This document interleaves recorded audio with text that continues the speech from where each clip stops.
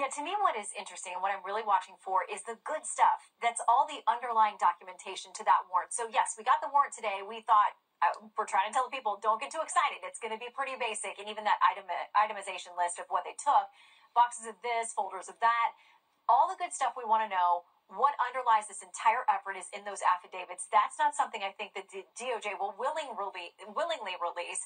What we do know is that there are a number of entities, Judicial Watch, a couple of media outlets, including the New York Times, who have actually filed motions to unseal all of it.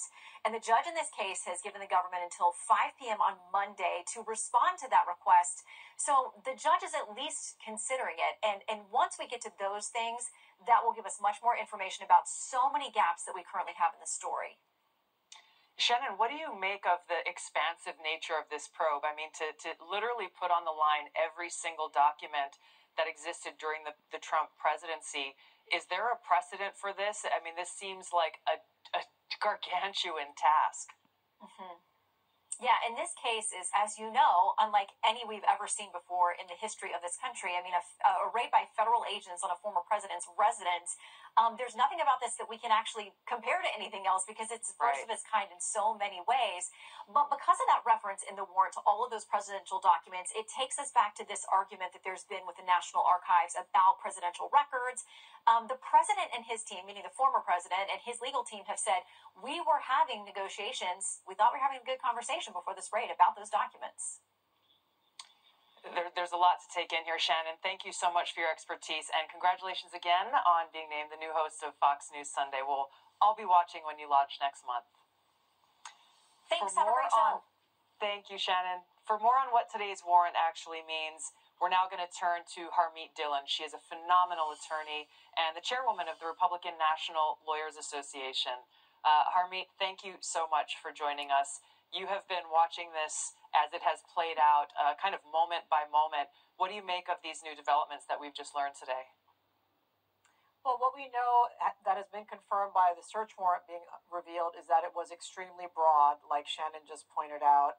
And what we don't know, and what everybody wants to know, is what was the justification presented to a federal judge to take this extraordinary step on the part of the United States Department of Justice. And so, generally speaking, that search warrant affidavit or affidavits are not unsealed until there's an indictment. And even then, if there are national security implications, they could be restricted to the target of that subpoena and or the search warrant rather, and his attorneys. And so it's going to be a while probably before we see that. And I suspect that the Department of Justice is not keen to reveal exactly why they took this step. But what we can also say is that a federal magistrate judge does have the ability, and in fact, I think the duty, to cut back on a subpoena that seems overbroad for the circumstances. Now, in reality, they often just rubber stamp them. That's a real problem in our judicial system, and I think that's what happened here.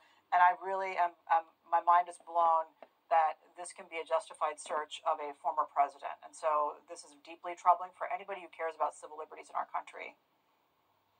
I couldn't agree more. Has there been any discussion or what possible steps could be taken to explore any potential conflict of interest given this specific judge who approved this warrant, given his previous political contributions and kind of political leanings? Well, just about every judge these days has some political leanings or contributions. That itself is not a problem, but this specific judge has made specific negative remarks about President Trump, and I think they rise to the level of recusal. But at this point, after the judge has already issued this ex parte search warrant, which is how it goes, there's really nothing that can be done to unwind that specifically. But a party who believes that a search warrant has been executed unlawfully or it is overbroad or what have you can make certain motions in the criminal system. There's Rule 4 and there's some other moves that can be made to get the return of this evidence. But there are many fishy things about this. So we'll see, including the fact that the government apparently was given access to these documents in June, and their request to the former president was to put a padlock on the room, and everybody went away and thought that this was all under control on the Trump side.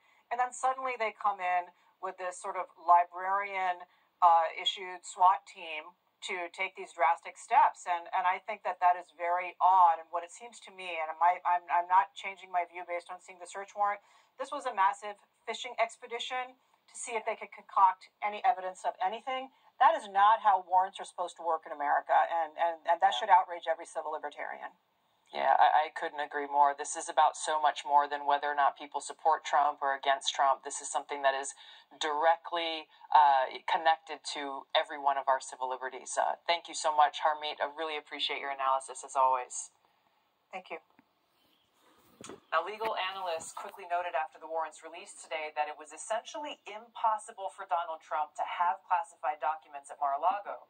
And they argue this because of his executive authority as president to declassify. That anything he took with him to Mar-a-Lago was therefore by default declassified. Now, the former president himself said all the documents in question were declassified, but the question is, will that argument hold up in a court of law? Now, James Gagliano is a retired FBI supervisory special agent, and he joins us now. Thank you so much, James, for joining us. I'm really interested to hear your take on this because I hear people arguing both sides of, classifications obviously are meant to be taken very seriously. The president has the